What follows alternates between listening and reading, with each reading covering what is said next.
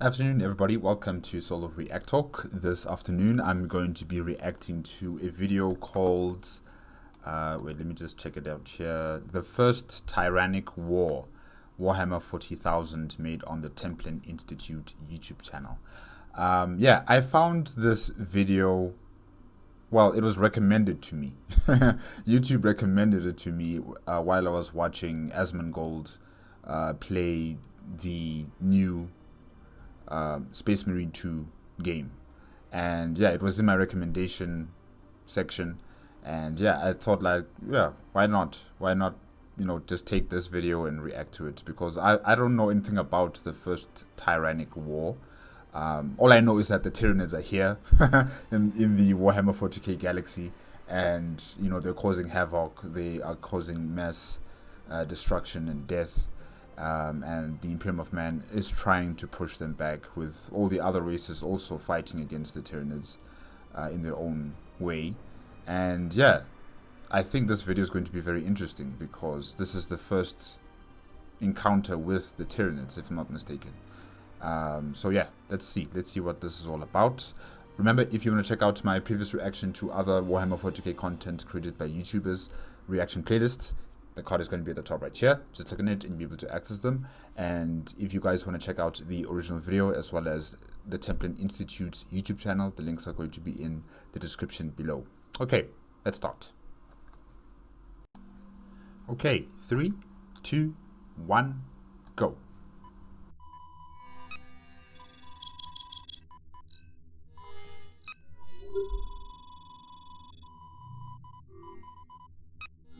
Whether you're battling swarms of genetically engineered killing machines in the grim darkness of the far future, or you just need a convenient place to store your flag, there's almost nothing the Templin Institute recommends more than armored fighting vehicles.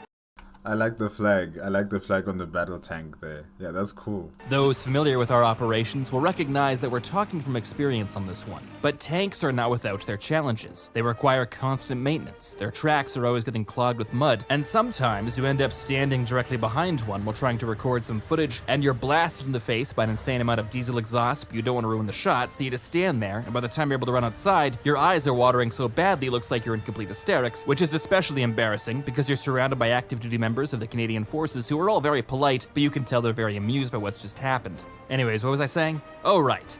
All these problems and many more have finally been solved by the sponsor of this investigation, War Thunder.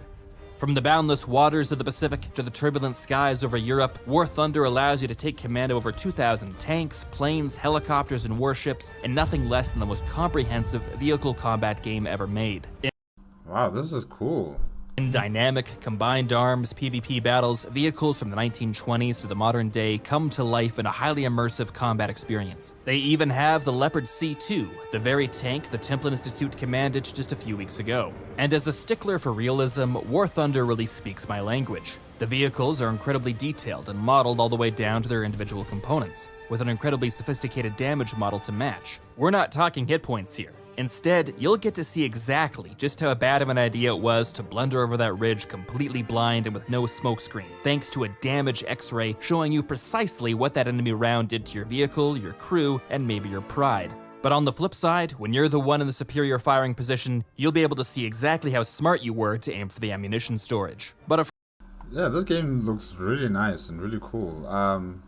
I just don't know if my computer will be able to play it. But yeah, it looks cool. Okay, War Thunder. Of course, the coolest part of owning a tank is being able to make it your own, and War Thunder has it covered there too. There's an in-depth customization system with hundreds of options, historical markings, and paint schemes. Try out War Thunder for free on PC, Xbox Series X and S, PlayStation 5, or the previous console generation. For free? No payment. Okay. And when you do, you'll get access to a whole host of bonuses from boosters, backups, and premium vehicles. So thanks again to War Thunder for sponsoring this investigation, and I'll see you on the battlefield.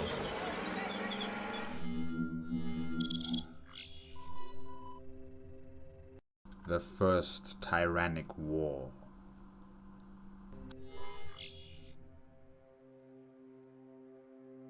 A day may come when the skies of Holy Terror are darkened by clouds of mycetic spores, its great bastions shattered beneath the weight of enormous tendrils that stretch into orbit. and the last vestiges of man's presence on its home world are swept away.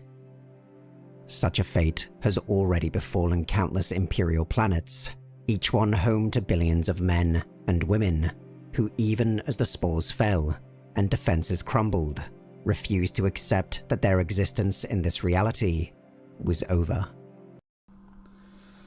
Oof. If that happened, right, if there was a hive fleet that got to Terra and consumed Terra, yes, the Imperium of Man would be in complete pandemonium. Imperium Sanctus would collapse. I don't even think Roboute Guilliman would be able to hold Imperium Sanctus together if Terra collapses. The Astronomicon will no longer be shining in the warp. Probably Roboute Guilliman would be on Terra defending the planet from the Tyranids, and he would probably die there as well. So he would be dead. The Ultramarines, in majority of them who went with their Primarch, would be dead, and the entire Imperium Sanctus would just be in complete chaos. As the administrative capital of the Imperium of Man is wiped off the table, and including the Mechanicus of Mars. Oi! Okay, there's two very powerful planets, very influential planets in the solar system. It's Mars and it's Earth. If those two are gone, it's over for the Imperium of Man. In Imperium Sanctus and Imperium Nihilus, I think the Imperium of Man will fragment into smaller, enclaves with warlords, probably other Astartes controlling those little enclaves. And yeah, it would just be chaos. I think the Imperium of Man would dissolve at that very moment. People would still be praying to the God Emperor, but I don't think it would be the God Emperor existing in the warp. I think it would be another entity that's been created from human, psychic potential being reflected in the warp. And they would create their own new god, if I can say that. But essentially, the Imperium of Man would be dead. Humanity would fragment themselves into small little enclaves. And yeah, it would not be good for humanity. I think the other Xeno races would smell blood in the water and pick us off one by one, until maybe there would be a powerful enough enclave that is able to stabilize itself and grow as a new human empire. But it would be a very sad day the moment Terra is gone, Mars is gone, and the Imperium of Man collapses. Yeah, it would be a very, very sad day. It is foolhardy to believe that Terra is above such a fate, nor is it inconceivable that its ultimate destiny may be as merely another dead world in a galaxy stripped of all life, a silent husk left in the wake of the ultimate predator. Should that day ever arrive, it will be the final chapter of a story that began in the 745th year of the 41st millennium, with the start of the First Tyrannic War. Within the distant frontiers of the Eastern Fringe, the Adeptus Mechanicus had established a research outpost on the oceanic world of Tyran Primus. Amongst their fields of study was the dissection of Tyran's immense marine predators, geotechnical investigations, and the exploitation of geothermal energy. The outpost itself was a labyrinthine complex meticulously constructed across an ancient chain of volcano islands. And Tyran Primus is the name that was given to the Tyranids. Tyranids. Okay. It hosted a series of super-deep boreholes that extended miles into the planetary crust, ostensibly for geospatial mapping, but additionally as a method of shielding sensitive warp studies from cosmic rays. Tyran was not the only such outpost dedicated to this research, merely a minor node in a galaxy-spanning network of Mechanicus facilities. By every metric, Tyran was not exceptional or even remarkable. And yet, this planet would have the unfortunate fate to be invaded by the Tyranids. And the Imperium's enormous research apparatus. Tyran's position, however, on the extreme edge of Imperial space, necessitated a far more capable garrison than would otherwise be assigned to an outpost of its size and importance. The facility itself was as much a fortress as a laboratory. Its structures extended deep into volcanic rock and were fortified against the tropical hurricanes that ravaged Tyran, as well as the occasionally hostile native life beneath its savage oceans. To ward off the raiders and pirates active throughout the eastern fringe, 4 anti-void ship defense lasers had been constructed across the volcanic chain, each enclosed within ceramite silos and void shield generators. If it has anti-ship weaponry systems, this is definitely not just a research outpost. This is definitely like a research fortress outpost, I should say. Yeah, wow. These were supplemented by 3 dozen autocannon or lascannon emplacements and overlapping rings of fire bases, trench lines, and bunkers. Their arrangement had been expertly overseen by Mechanicus artisans and concealed throughout the beaches, volcanoes, and jungles that surrounded the outpost. The garrison itself consisted of a mixed force, an elite unit drawn from the Scutari legions of the Mechanicus, and a far larger infantry regiment of the Astro Militarum. Additionally, the Tyran outpost made a convenient headquarters for anti-piracy operations throughout the eastern fringe.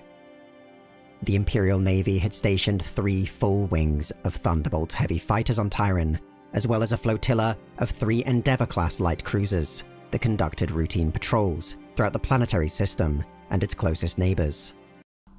Wow, okay, so there is a substantial military force on Tyran.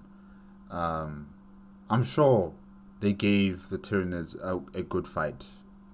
They must have given them a good fight. You know, 3 light cruisers, auto-turret, anti-ship placements, some bases here and there on the planet, Scutari units, Astro Militarum, the fighter aircraft, squadrons. Yeah, really, this planet was heavily defended. It was these patrols that discovered the first evidence that an immense new Xenos threat was encroaching on the eastern fringe. Since the outpost's construction, Mechanicus explorators had conducted regular studies of the surrounding planetary systems and had detailed information as to their native xenobiology. But in the 74th decade of the 41st millennium, patrols based out of Tyran had reported that worlds supposedly teeming with life were now completely barren.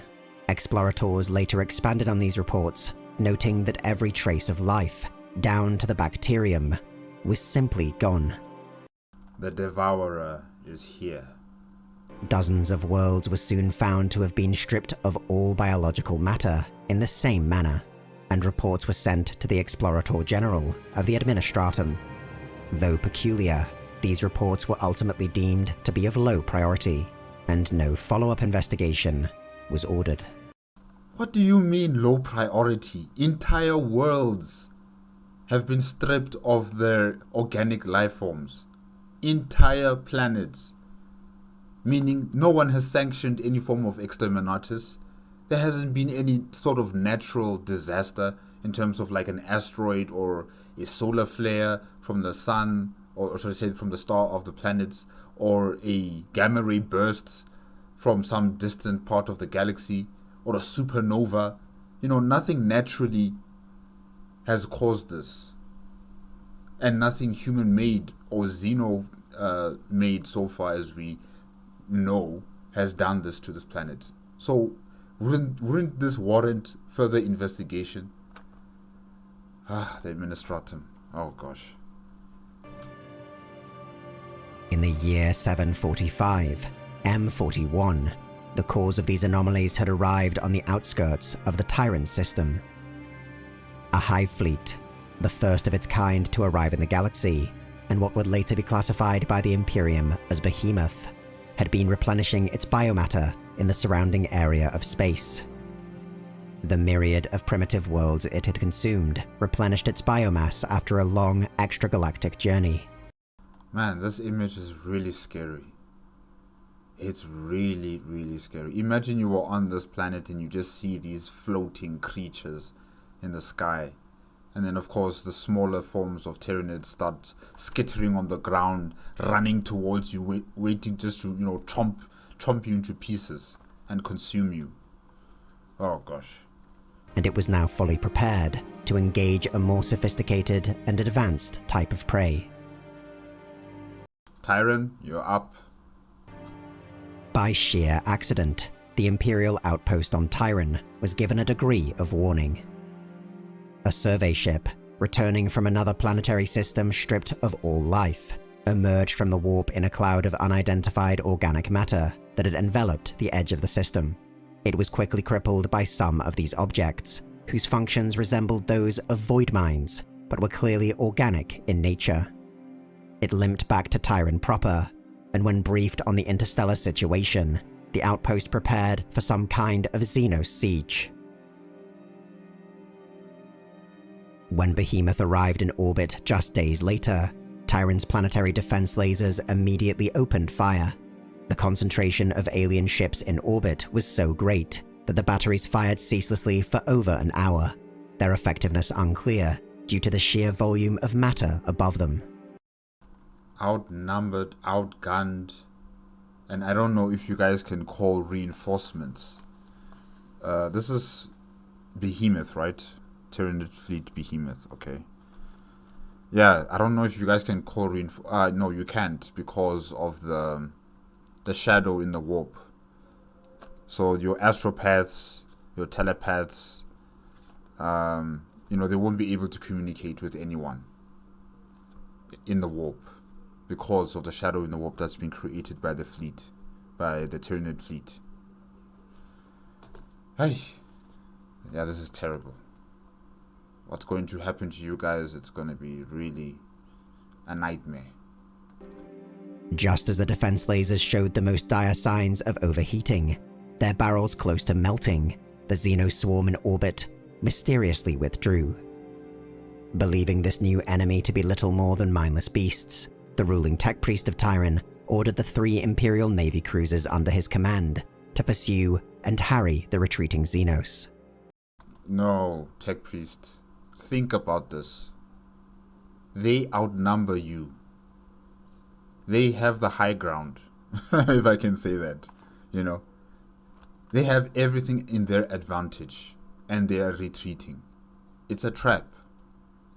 It's a trap. I don't know what type of trap, because they don't really need to do traps. They can just saturate the entire planet with the Tyranid bioforms and consume the entire planet right now, but what they're doing here is very peculiar. It's a trap of some sort. Evacuate the planet.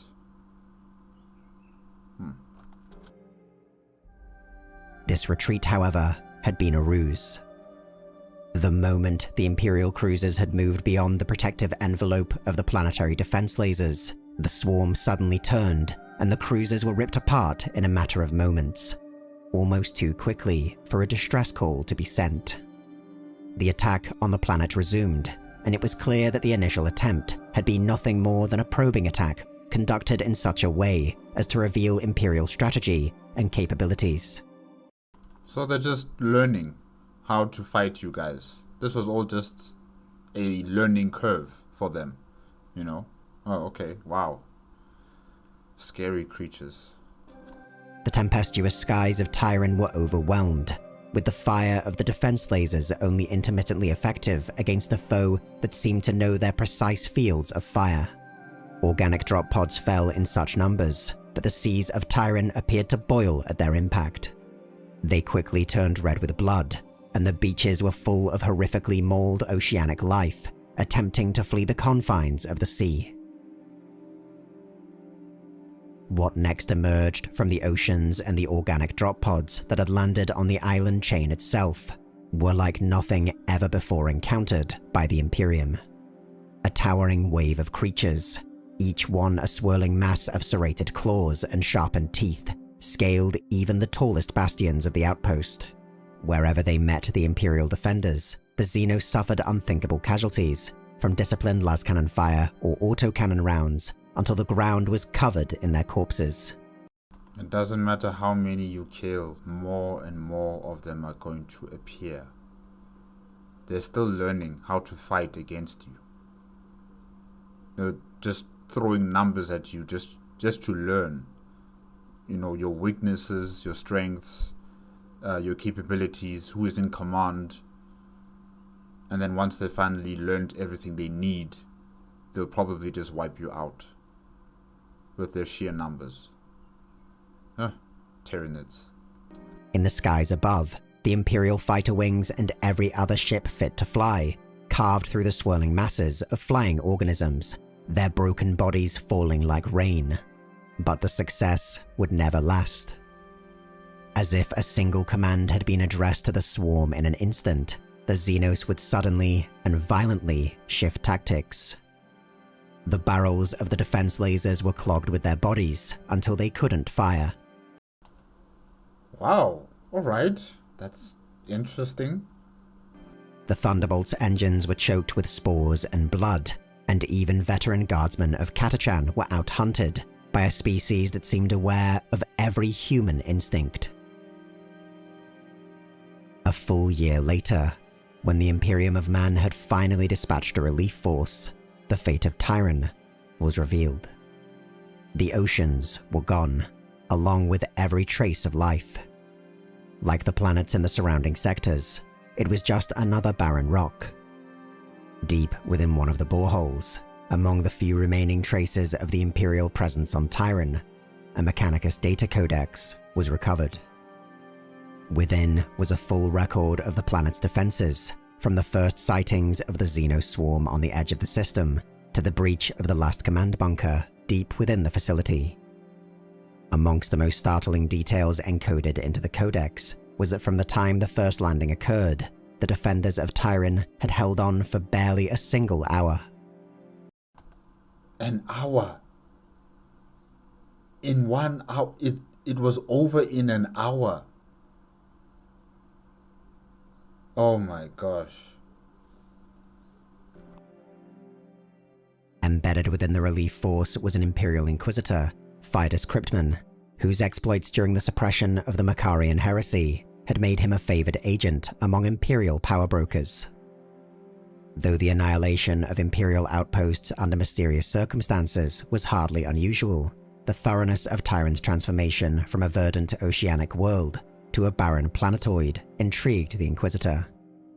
He determined these new Xenos to be a grave threat to Imperial interests, and named them Tyranids in a grim acknowledgement of the first human world they had consumed.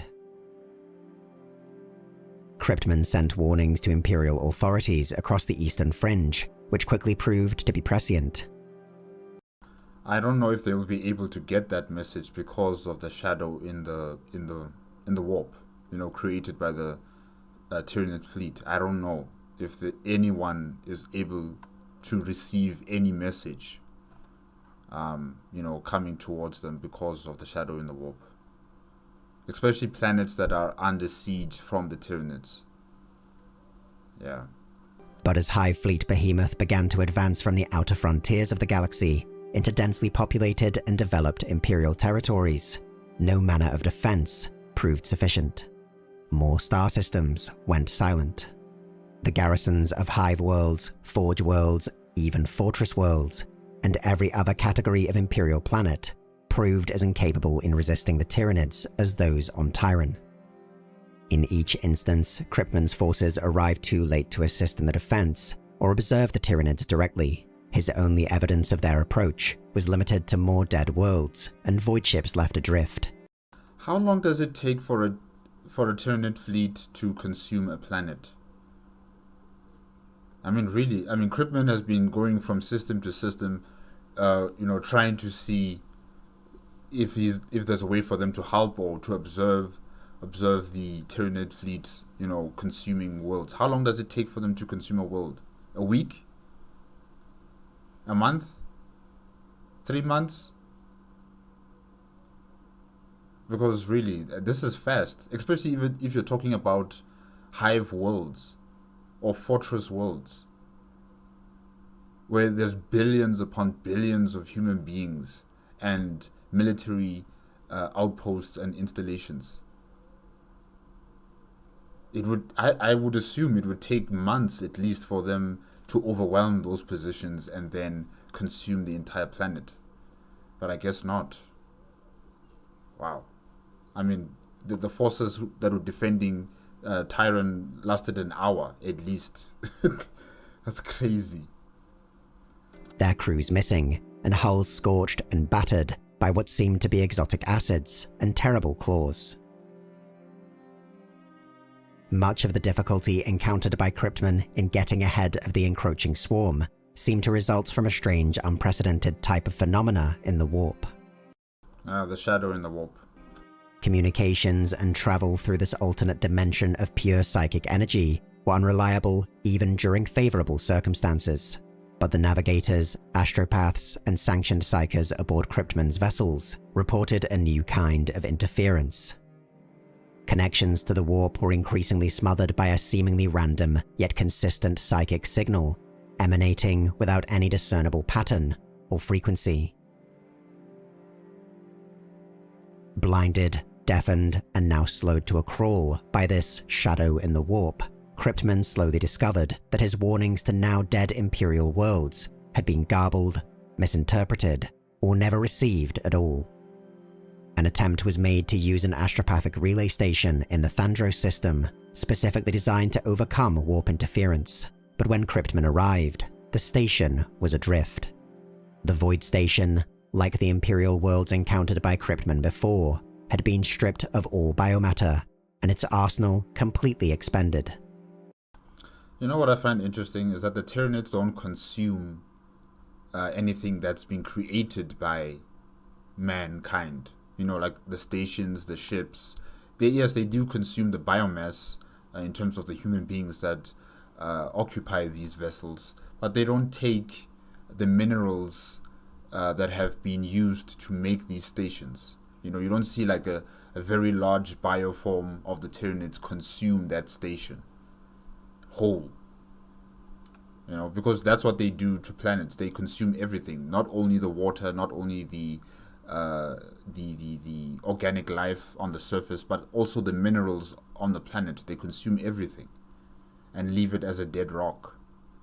So I'm also quite surprised that they don't consume anything that we have created, like the ships, the stations in space. Or maybe they need to be, you know, melted down into some sort of smoothie, like how they do it on planets. You know, they have to be melted down into that bio soup and then, you know, sucked up by the Tyranid up in space. Yeah, maybe they don't eat hard stuff like stations and ships. Yeah. Mining stations situated throughout the system were similarly silent and completely empty. Cryptman still lacked a clear picture of the size and nature of Hive Fleet Behemoth, but in studying the positions of dead worlds left in its wake, he was able to accurately project its course. Once the relay station over Thandros was repaired, and contact with the wider Imperium established, Cryptman's reports and the recovered data codex from Tyrann were hurriedly analyzed. This image is amazing. This is a hive world, isn't it? Oh wow, look at the statues. I would be overwhelmed if I was living in such a city planet like this Accumulopoulos. I would have gone crazy. Agreeing with Cryptman's own assessment and recommendations, he was directed by the Ordo Xenos of the Inquisition to make all possible speed for Ultramar, the greatest bastion of the Eastern Fringe, and the most formidable obstacle in the path of Hive Fleet Behemoth. If there's anyone that can stop this onslaught or this devourer, it is the Ultramarines. We depend on you guys now. Up until this point, what would become known as the First Tyrannic War was hardly a war at all, rather a series of surprise attacks and massacres against unprepared, isolated Imperial worlds. Most suffered from widespread corruption within their governments, deteriorating infrastructure, and severe negligence in every level of their defense forces and military institutions. That's right, that's right. The Imperium of Man is a sick man, sick old grandpa that is unable to protect its citizens because of the corruption, the maladministration, the inadequacy of state bureaucracy, the stagnation of society and economics and military. So yeah, these were easy pickings for the Tyranids. They were just not prepared. And even if they were prepared, I don't think, they would be prepared beforehand because of the shadow in the warp that's preventing communication, with different planets. And they would just be caught by surprise. And by the overwhelming force that the Tyranids have, I don't think any defensible position would truly be prepared for what is to come to them. Ultramar stood in stark contrast. Once a deeply integrated imperial satrapy known as the 500 Worlds, its worlds and star systems had retained their close connections, sophistication, and capabilities, despite the dissolution of their overarching administrative structure. In practice, the entire Ultramar subsector was also the stellar empire of the Ultramarines, one of the Imperium's most vaunted Astartes chapters. The Men in Blue. Now fully aware of the impending threat, Marnius Calgar, chapter master of the Ultramarines, assumed total command over the Imperial response. Calgar, Calgar, Calgar! His efforts were focused on Macragge, capital of Ultramar, and one of the most fortified sites within the entire Imperium.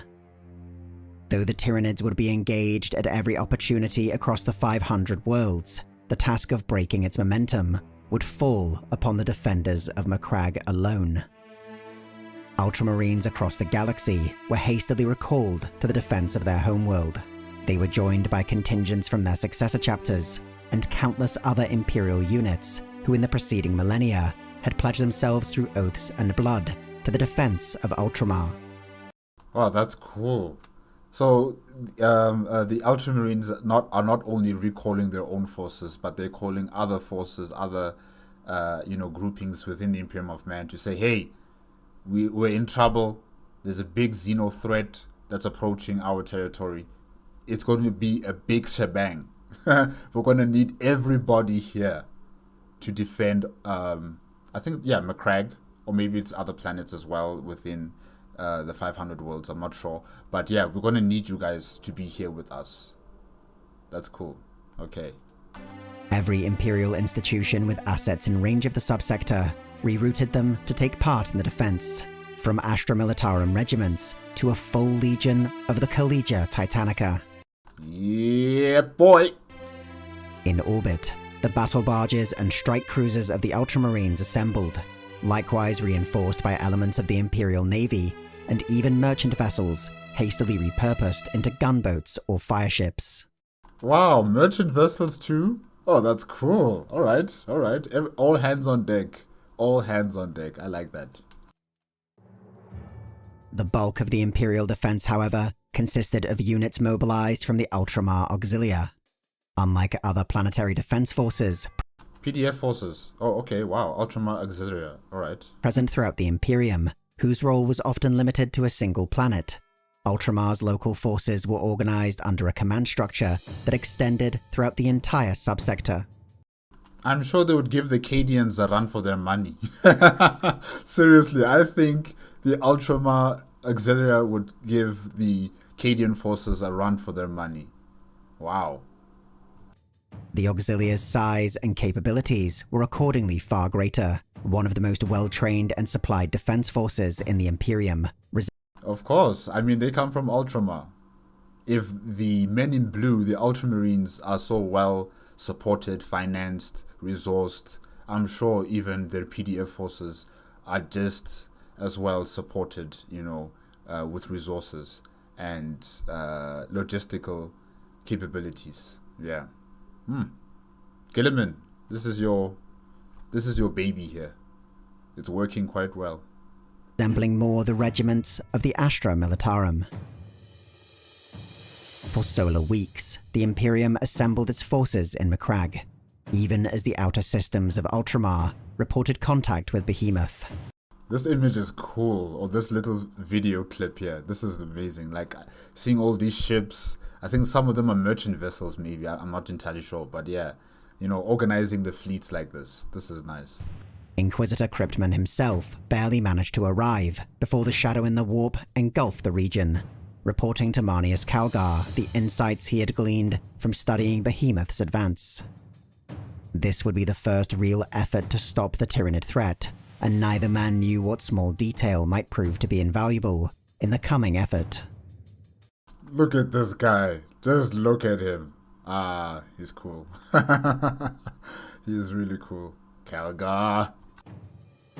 The first concentrated attempts to stop Behemoth were unsustainable, and quickly developed into hastily organized retreats and meaningless slaughter. Prandium, the jewel of Ultramar, and famed across the Imperium for its perfectly engineered gardens and forests, was amongst the first to fall, swiftly joined by Calth, a world that had fiercely resisted the traitor legions during the Horus Heresy, only to be seemingly overwhelmed in a matter of days by the Tyranids. Everywhere Behemoth made contact with Imperial defenders, the results were disastrous, and most critically, failed to buy time for the ongoing mobilization effort centered in Macragge. Most concerning. I like the music. I like how it's building up like this with the drums and everything. Yeah, I love this music. I need to get this music. Oh. Was the realization that the Codex Astartes, the great tome of military strategy penned by the Ultramarines Primarch, Rabute Gilliman himself, failed to possess any insights into how such an unprecedented foe might be beaten. He did not foresee something like this happening. He did not foresee the Tyranids coming into the galaxy. Yeah. The fierce hit-and-run attacks against the Hive Fleet, as well as the bold yet doomed attempts to reinforce those already under siege, were abandoned, and the static lines in Macragge reinforced. The capital of Ultramar had made use of every second afforded to them to prepare, but the shadow in the warp had left its defenders blind to events outside their system. We had the Siege of Terra, and now we're having the Siege of Macragge. Oof. The fate of Battlefleet Braca was of pivotal importance. The Imperial Navy's High Command in Segmentum Tempestus had ordered almost the entirety of their forces to defend Ultramar, but as the first Tyranid organisms entered the boundaries of the Macragge planetary system, it remained unknown if they were still en route, had been diverted elsewhere, or had perhaps already been destroyed. The shadow in the warp is preventing them from, heading directly to the Macragge system. Yeah, this is bad. This is really bad. The battle for the homeworld of the Ultramarines opened in much the same way as the fall of Tyrann, albeit on an exponentially larger scale. The Tyranid Hive Fleet swarmed into the system from multiple points, the sheer number of organisms rendering the Imperial defense confused and disjointed. The initial plan had called for Imperial warships to take station alongside Macragge's Star Nova-class orbital weapon stations. With concentrated bastions of immense firepower, Marneus Calgar hoped to delay any landing on Macragge for as long as possible. This quickly proved untenable. Every Imperial strongpoint within the system found itself immediately engaged in a battle for its own survival, unable to assist one another or coordinate their fire. Countless Tyranid bioships were destroyed, but the flood of Behemoth was so great that landings occurred across Macragge almost immediately. Wave after wave of Tyranid organisms smashed against the orbital defenses. And while all of this is happening, Rabute Gilliman is in stasis in the Fortress of Hera. He is slumbering while the Tyranids are invading his homeworld. Oh, this is crazy. While just as many slipped through gaps, their progress barely impeded by the rapidly developing orbital battle. On the planet itself, Imperial forces had been divided into 3 army groups. 2 of these were based on each of Macragge's polar fortresses, continent-sized bastions, defended by immense batteries of anti-starship weaponry. Continent-sized bastions. That's huge. With orbiting Imperial naval forces so quickly committed and overwhelmed, the polar fortresses represented the last major asset able to assist the battle in orbit and stem the tide of further Tyranid landings. The last army group, personally commanded by Marneus Calgar, would act as a more mobile force. It would simultaneously exploit any opportunities to delay the Tyranid advance on the poles, and prioritize the destruction of the largest Tyranid bioforms that seemed to act as officers, or perhaps relays, for whatever consciousness was directing their attack. Calgar was at first enormously successful in this, swiftly destroying Tyranid landing sites before they could develop into established beachheads.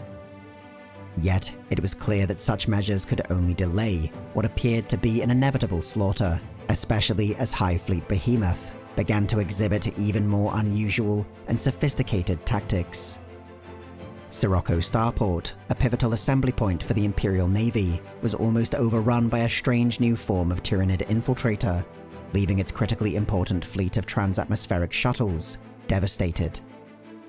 No longer able to as rapidly redeploy, the army group under Calgar took positions across Cold Steel Ridge, an enormous industrial complex that stretched across the northern seas of the planet.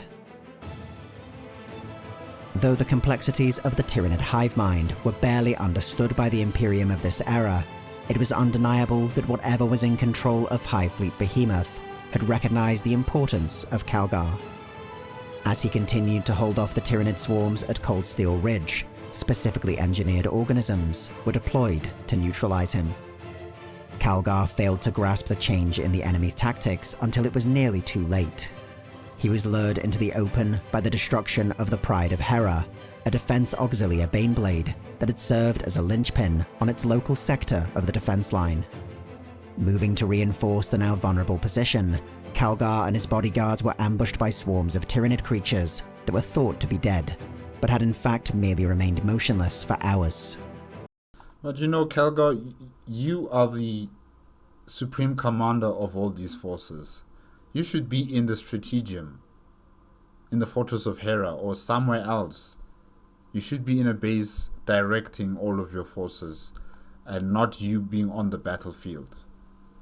I find this as a as a thing that occurs in Warhammer 40k, where the most important people, the generals of the grand armies of the Imperium of Man, are on the front line. You know, they are on the front line and fighting. It's cool. It is cool to see something like that. But strategically, it's a bad move. You can't have the head of the snake, you know, being in front of the battle. You can't.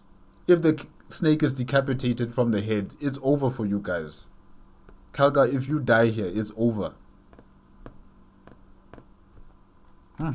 Larger Tyranid bioforms struck down the Chapter Master, who was quickly evacuated back into orbit. To orbit? Where the Tyranid fleet is at right now. That's crazy. The battle barge Octavius, in which the grievously wounded Calgar now made his new command post, was one of only a few vessels that had survived the onslaught of Behemoth. Most of the orbital defenses had been destroyed, or had their ammunition supplies expended, while whatever void ships remained could only harry the vast swarm of Tyranid organisms that continued to land on the planet. Where is Macragge's honor? Robute Gilliman's flag vessel. Where is that ship? It should also be here in this battle. Or maybe they've kept it away because it's so valuable and, you know, it's a ship that can't be remade or rebuilt. You know, it's one of a kind, I guess. Yeah. But I think it would be very, important and strategic to have such a very powerful vessel like that in this battle to defend Macragge. Oh well. Every spaceborne asset present in the system had been fully committed, and no reserves remained to challenge the invasion of Macragge proper. So the fleet of the Segmentum hasn't arrived yet. The Tempestus Segmentum. It hasn't arrived. Yikes. On the planet itself, the polar fortresses continued to hold, though the Tyranids had achieved their first initial breakthroughs across defense lines that ringed the installations. Even the Titan Legion assigned to their defense were overwhelmed and destroyed. The forces available to defend the polar fortresses were quickly diminishing, the obvious prelude to a much larger effort by the Swarm that would surely see both sides of resistance overwhelmed. At terrible cost, Calgar organized the remnants of the Imperial battle groups in orbit into a single, battered force in which to make his final stand. Astonishingly though, in this pivotal moment, Tyranid bioships began to withdraw from the planet, seemingly unwilling to bear the firepower still emanating from Macragg's terrestrial polar batteries. They don't just retreat. And, you know, the reasoning of why they would retreat because of the installations on the planet are still active and are still firing. That's not enough. That's really not enough. This is the same sort of tactic they were using on Tyran, where they also retreated. And then those 3 light cruisers followed them, and then they got, destroyed in the Tyranid trap. This is the same situation here, where Calgar is organizing what's ever left of his fleet into a battered force, ready to push, have one final push against the Tyranids. But the Tyranids are now retreating. No, it's a trap. It's a trap. Their maneuver gave Calgar an immense opportunity to deliver a massive punishing blow as the Swarm moved to reorient itself. But wary of Cryptman's reports, he soon recognized the action for what it truly represented. A feint intended to draw out the remaining Imperial warships, just as had occurred over Tyran. Yes. But whether intending to sacrifice his remaining warships while inflicting the greatest amount of damage on the enemy, or somehow given warning of the events that would follow, Calgar's force moved into the opening Hive Fleet Behemoth had created. Why, Calgar? The Imperial battle group pursued the Tyranids to Circe, an outlying gas giant in the planetary system, devastating the Swarm's fleeing bioships along the way. This image is actually quite beautiful, really, if it wasn't, scary in understanding what's actually happening here. It's really, really scary. Just as Cryptman had warned, however, a second Tyranid force lay hidden in Circe's rings, and now swarmed out to overwhelm the isolated warships, well beyond the protective envelope of Macragg's planetary guns. It was Behemoth that found itself trapped, however. It had moved glacially slow through the shadow in the warp, but now, in this pivotal moment, Battlefleet Bracca exploded out from the warp and into real space. Welcome, Battlefleet Bracca. Hundreds of warships of the Imperial Navy, now perfectly situated in the midst of Hive Fleet Behemoth. A savage void engagement erupted again as Imperial and Tyranid reinforcements flooded into the outskirts of the system, neither side possessing a significant advantage. Behemoth, though, seemed poised to accomplish its immediate objective, utilizing its significant numerical advantage to deny Imperial reinforcements from aiding Macragge.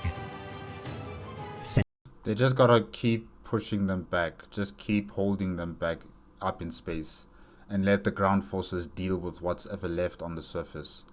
I'm sure they'll be able to hold them off. Since their emergence into the galaxy, the Imperium of Man had fought Hive Fleet Behemoth with every weapon available to it, from virus bombs and cyclonic torpedoes to a bloodied bayonet on the end of a conscript's lasgun. The Imperium's defenders had utilized every strategy, every tactic, anything that might afford them just another few moments against the onslaught of the Swarm. But what ultimately shattered Behemoth was mankind's oldest weapon. Its first and its last. Pure, unrestrained hate. Yes, hate the Xeno! Hate the Xeno, the disgusting Xeno! In a final sacrifice, Lord Admiral Zacharias Wrath of the Imperial Navy, Zacharias Wrath. Huh, interesting name. drove his battered and burning flagship, the Emperor-class battleship Dominus Astra, directly into the heart of Behemoth. As the last vestiges of its noble hull were covered beneath the weight of Xenos organisms, the ship detonated its warp drives, and a new star of cataclysmic power briefly flared on the outskirts of the Macragge system. When Calgar's battle group and the reinforcements from Battlefleet Bracca returned to clear the remaining hive ships from the orbit of Macragge proper, contact had been lost with both of the polar fortresses. Oh no. The onslaught they had unleashed on the Tyranids before falling silent, however, was obvious. Survivors were eventually found amidst the ruins of the southern bastion, while the Imperial relief effort that pushed into the northern pole found that the defenders had been killed to a man. The entire Ultramarines First Company had been annihilated, trading their lives for just a few more salvos, fired from the fortress's guns. Man, that's crazy. Behemoth had been shattered, and Macragge saved from total annihilation, but no single battle could bring about an end to Tyranids in the eastern fringe. It would be years before the Macragge system was fully cleansed, while the campaigns to similarly clear the surrounding systems and sectors would take centuries, and further Imperial armies marshaled from across the galaxy. There must have been crusade after crusade after crusade, just to push back the Tyranids. They must have organized a lot of crusades, but at least Macragge is saved. And, it's been able to be secured, and that will be a platform for further advancement against the Tyranids, I think. Yeah, but it was close. They were very close to defeating the forces defending Macragge. Both of the polar fortresses were defeated. I don't know how many other fortresses were on Macragge that could stand against the Tyranids, but this was a very close call right here. As mankind's forces retook the systems consumed by Behemoth, their world stripped bare, the full extent of the Tyrannic war became clear. As on Macragge, isolated Imperial fleets and armies had fought heroically throughout the eastern fringe, a vital yet overshadowed aspect of the Imperium's defense. But mankind had not fought alone. Evidence was found of an enormous battle between the Hive Fleet and a collection of Orc freebooters, known as the Star Crumpers. Yes, finally you guys have something that is actually worthy of your time and your effort, Orcs. Not us human beings, but the Tyranids. You gotta fight the Tyranids. You gotta fight the Tyranids until they're all gone. This is the fight you were designed for. This is the fight that you were meant to fight. Not against us, against these things. Whose kill cruisers had long been a major threat to Imperial shipping in the region. Captain Blackgate himself was believed killed, and the greenskin presence in the surrounding region eradicated. Well, you served your purpose, I guess. Albeit temporarily. Renegade elements had also taken up arms against Behemoth, with the notable fortress world of Heretic Astartes. Really? Oh, do tell. Oh, do tell. I want these guys dead. So yeah, if you guys are fighting against the Tyranids, yes, fight. Fight until you are gone. Likewise consumed during the Hive Fleet's advance.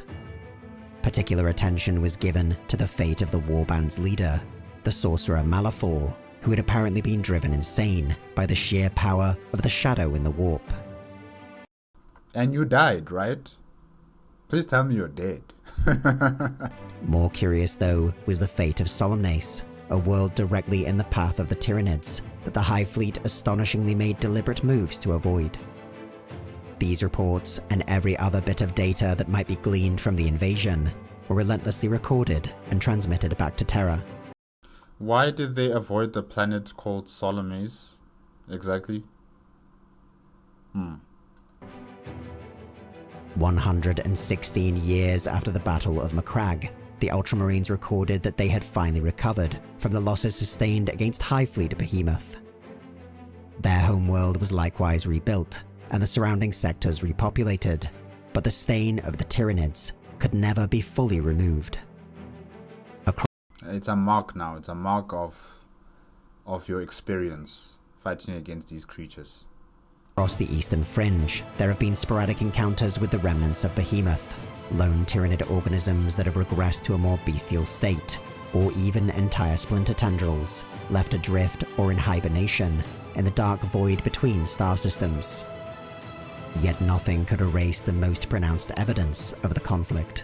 Hundreds of barren worlds, where once had been teeming masses of humanity. Even so, the High Lords of Terra were quick to judge that the threat of the Tyranids had been ended. This was not the first time a new xenospecies had been encountered, only to be dramatically and violently extinguished. It's because the High Lords of Terra are so far away from, what's happening in the greater galaxy that they really don't see the severity of this entire situation. They don't see how close we were to losing Macragge, how close we were to losing the Ultramarines, how close we were to losing the 500 worlds of Ultramar. They don't seem to appreciate the situation at hand because they are in the trappings of their power on Terra. Like the Rangdan xenocides of the Great Crusade, it was expected that the Tyranid invasion would be just another footnote in Imperial history. Something to be honored, but quietly forgotten. Several across the Imperium suspected otherwise, however, Inquisitor Fidus Cryptman first among them. Too much of the Tyranids remained unexplained, for no further investigation to be conducted. The Bell of Lost Souls, high atop the Tower of Heroes, in the center of the Imperial Palace on Terra, is known to sound whenever the greatest heroes of mankind take their place at the Emperor's side. It rang out in honor of the billions of souls lost to the advance of High Fleet Behemoth. And just as Cryptman suspected, it rang out again to mark those lost some 2.5 centuries later against High Fleet Kraken. A mere 5 years after that, the bell sounded again, this time to mark the devastation of Baal and the supposed defeat of High Fleet Leviathan. Each time the Imperium has declared victory, and each time that declaration has proven premature. As the Fourth Tyrannic War begins, and vast High Fleets begin their inexorable advance across the whole of Segmentum Pacificus, the battles of Tyran, Macragge, and all the others are revealed for what they truly were. The opening act of a slaughter that has just begun. So basically we were just eating the starter. We haven't dealt with the main course. We haven't dealt with dessert. We were just starting with the starter. That's it. And yeah, I just don't know how we're going to beat the Tyranids, guys. I think, the Imperium of Man and other Xeno races in the galaxy just don't really appreciate the type of threat this truly is. I just think they don't, because at this moment, right, I would have insisted that we would join forces, especially with the Elder and the Tau. We need them more than ever when it comes to the Tyranids, because the tendrils of the High Fleets that we're dealing with right now are nothing compared to what's actually out there beyond our galaxy, as it has its full attention on us. I don't think we'll be ready. Not alone. We will need help. A day may come when the skies of Holy Terra are darkened by clouds of mycetic spores, its great bastions shattered beneath the weight of enormous tendrils that stretch into orbit, and the last vestiges of man's presence on its home world are swept away.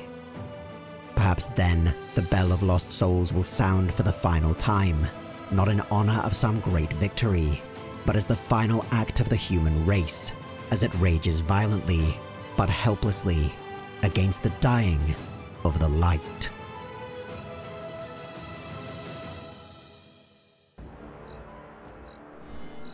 Thanks again to War Thunder for sponsoring this investigation into the First Tyrannic War.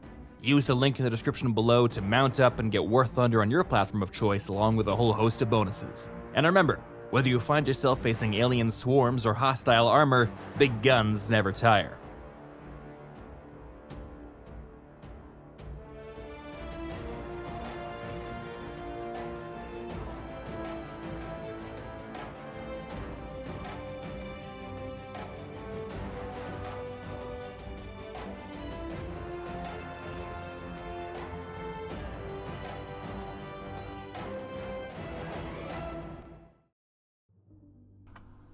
Okay, guys, that is it with the first Tyrannic War, Warhammer 40,000, made on the Templin Institute YouTube channel.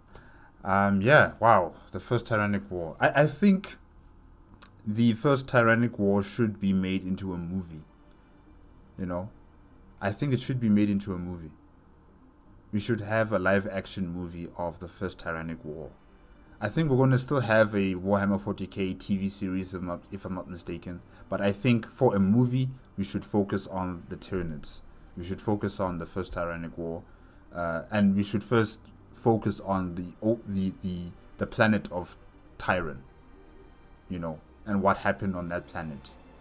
How the humans, or should I say, the Imperium of Man forces, first experienced the existence of these creatures coming to the planet and them fighting till they lost breath against this new Xeno race and being defeated. And then in part 2 of the movie, we will have the defense of Macragge and the last stand against the Tyranids on Macragge, with Inquisitor Kripman and Calgar and all the other Ultramarines and other forces that have come to join in the defense of the planet of Macragge. Yeah, I think we should have a movie based on this, because I think it would be really something terrifying, cool, horrific, bloody, just very powerful, a visual spectacle like no other. Because I think it's been a long time since we've had an actually, scary alien movie. Something like Independence Day level of destruction and terror and coolness about it. Yeah. We need a movie like that again. And I think this type of storyline in terms of Warhammer 40k involving the Tyranids would be the perfect blockbuster hit in the cinemas. I think so. Yeah.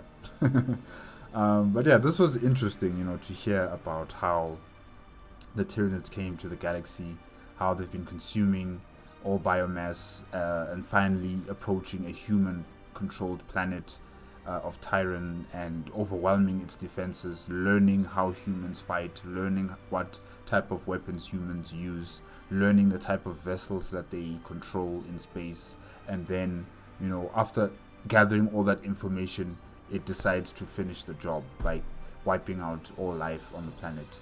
And that is just scary. That's amazing and scary what the Tyranids are able to do as they learn and understand their enemies.